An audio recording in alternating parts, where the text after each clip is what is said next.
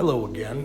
This is Mark Styers. I'm an American doctor of chiropractic, and I decided today I wanted to take a deeper dive into one of my slides that was put together called sound frequencies. Musical sounds consist of a fundamental frequency, harmonics, and overtone.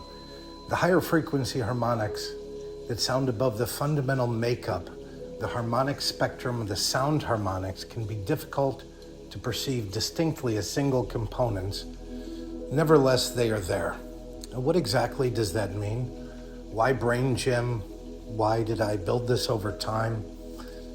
If we slide down to the bottom of a standard grand piano, when you see a piano, even if you haven't seen a piano, but you know what a piano looks like, what you're looking at is 7 octaves.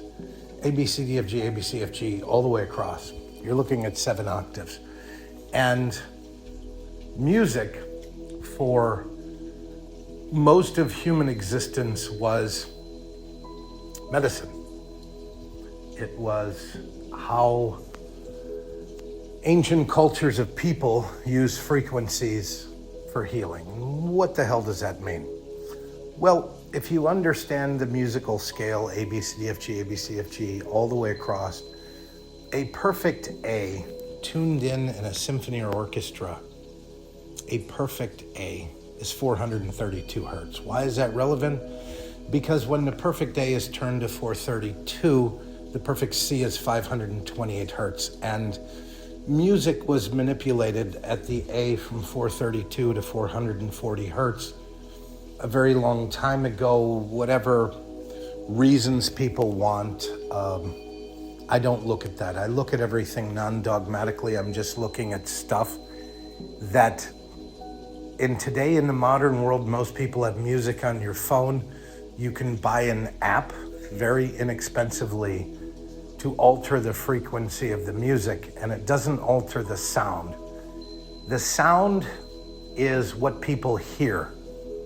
The frequency is the speed at which it vibrates.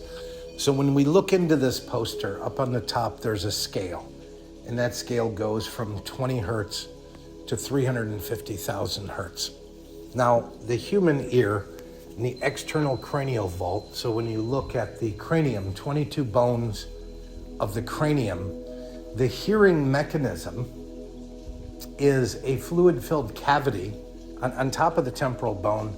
There's a membrane with fluid underneath, and sound vibrates through that fluid. And that range is between 20 hertz and 20,000 hertz.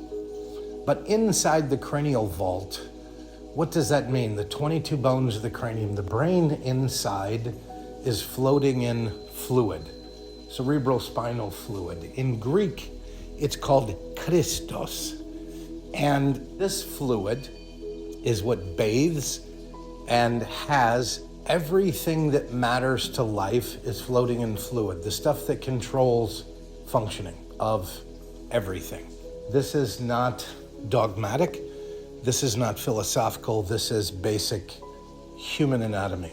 So understanding that some people don't know that all physical matter, if you put it under an electron microscope at the deepest possible level that can be seen, is sound waves. Everything, all physical matter, all people can see at the smallest level is toroids, which are just sound, movement of sound. So do we live in an electromagnetic world or a magneto-electric world? So why is it that nobody up until today cannot explain electricity, but everybody that understands frequency and magnetism know that we live in a magneto-electric world? So it's the magnetism that creates the movement that creates electrical charges.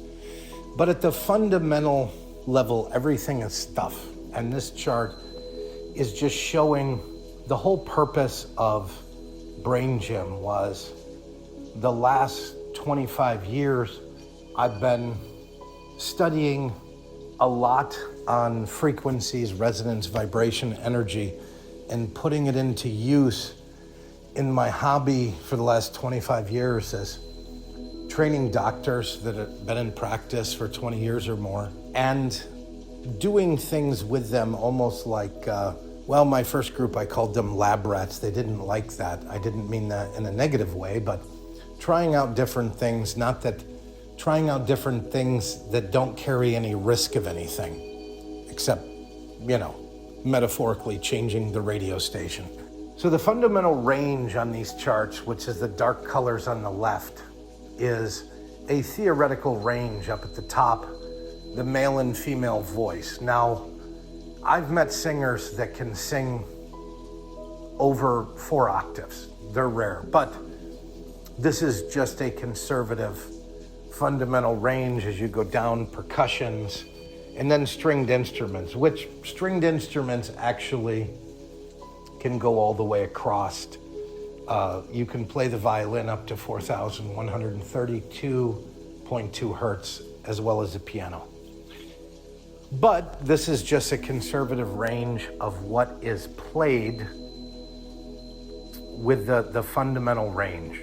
Then you have harmonics after that, and the harmonics is the vibration created from playing the music at certain notes.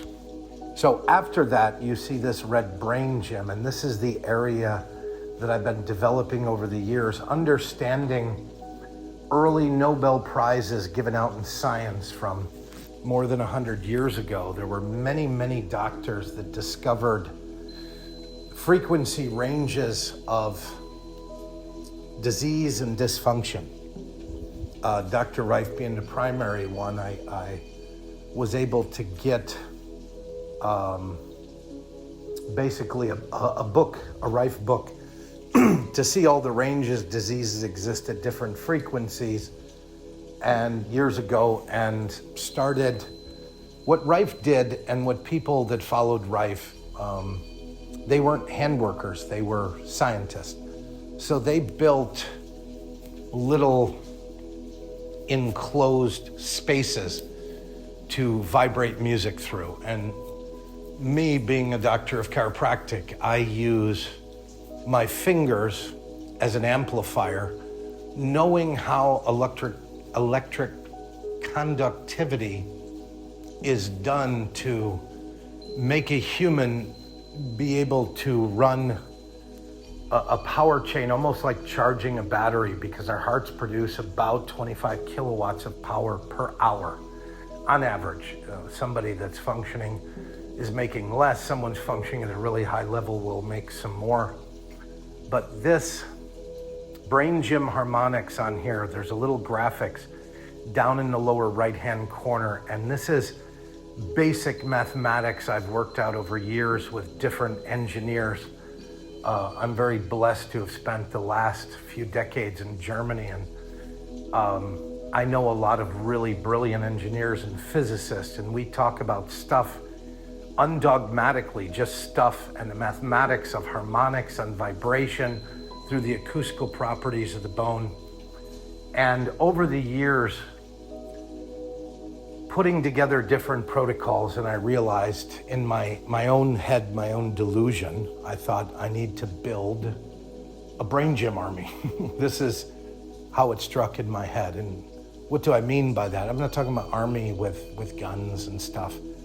A group of people singularly focused of having a purpose to tune the brain in, like a radio station, with non-invasive procedures, nothing that hurts, nothing that risks anything, no blood, no breaking of any skin, just playing the human brain like a violinist would play the violin, or a guitarist would play the guitar, or a vocalist would play their voice box.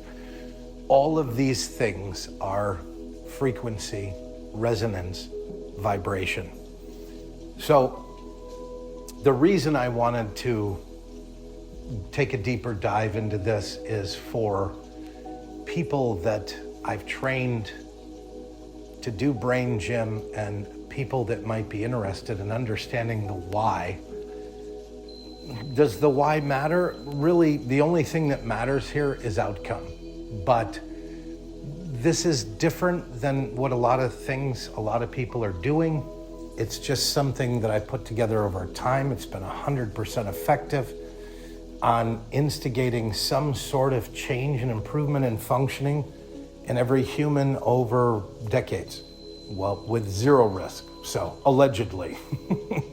Anyways, this BrainGym approach is, I always say, it's a nice date night. A couple or a family can go, spend a couple hours, get everything tuned in, and what should be the outcome?